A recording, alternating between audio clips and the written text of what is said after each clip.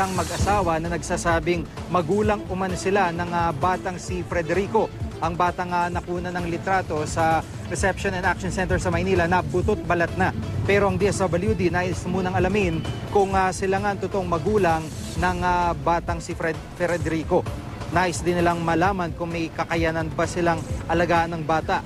Bukod dito, mas importante raw na bumubuti muna ang kondisyon ni Frederico bago pag-usapan ang pagbabalik sa kanyang mga magulang. Ginagawa raw ng Helping Hands Healing Ministry ang lahat ngayon para maibalik ang kalusugan ng bata. At saka na siya susuriin para malaman kung anong trauma ang naranasan ng batang yang si Frederico. Muling nagpaalala naman ang DSWD sa publiko na huwag magbigay ng limos sa mga batang namamasko nga sa kalsada. Ayon kay DSWD Secretary Dinky Soliman, nasasanay ang mga bata na isugal ang buhay sa kalsada kapag alam nilang nagbibigay ng pera o pagkain ang mga motorista.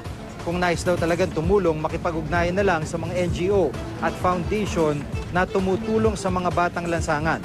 May programa rin ang DSWD na nag-iikayat sa mga lokal na pamahalaan na magkaroon ng aktibidad kung saan pwedeng mamasko ang mga bata.